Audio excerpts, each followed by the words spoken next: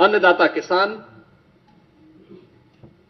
भारत जैसे कृषि प्रधान देश की अर्थव्यवस्था और उसके विकास की धुरी है।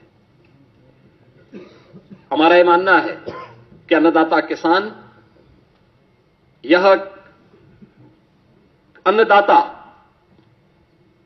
केवल लाभार्थी नहीं है, यह विकास का भागीदार है।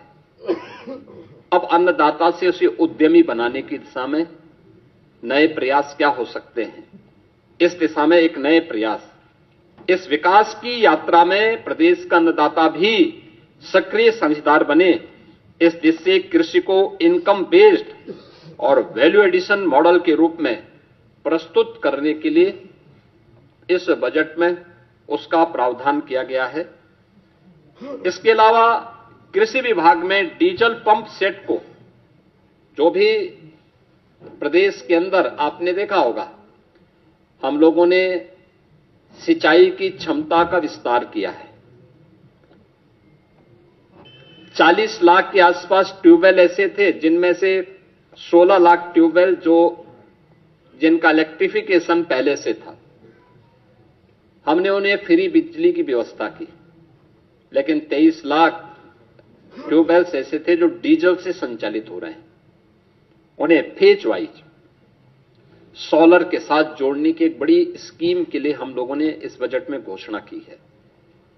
ये सोलर पैनल क्लस्टर रूप में भी और इंडिविजुअल रूप में भी हम उसको आगे बढ़ाएंगे। पीएम कुसुम योजना का लाभ भी उसके साथ जोड़ेंगे और इसके तहत एक बड़ी स्कीम की घोषणा इस बजट में हुई है, जिसमें अनुसूचित जाति, जनजाति, महिला और लघु सीमांत किसानों को 90% अनुदान और अन्य किसानों के लिए 80% किसान इसमें सब्सिडी की घोषणा हम लोगों ने की है। दूसरा है अंतर्राष्ट्रीय महिला किसान वर्ष 26 के तहत नाबार्ड ने किसान के साथ एफपीओज हेतु भी एक रिवॉल्विंग फंड की व्यवस्था, यानी जो एफपीओज संचालित करते हैं उन एफपीओज के लिए भी उन्हें अतिरिक्त सुविधा और उसको फैसिलिटेट किया जा सके, इस दिशा से भी सरकार ने बजट में घोषणा की है। गन्ना के साथ ही तिलहनी और दलहनी अंतः फसली खेती, यानी अब तक होता क्या, हम एक फसल लेते थे एक समय में, गन्ना के साथ कोई दूसरी फसल नहीं ले पाते थे। इसके साथ भी उस दलहनी और तिलहनी फसलों को बोया जा सकता है, दोनों का लाभ होगा।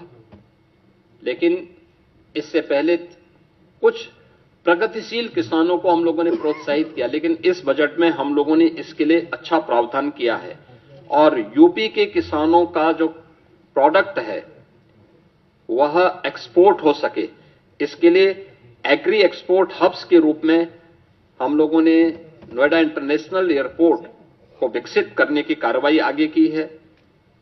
इसमें उत्तर प्रदेश में कृषि और बागवानी उत्पादों की जो क्वालिटी है और उसका प्रोडक्शन है, इस दिशा में भी सरकार ने इस बजट में उसका प्रावधान किया है।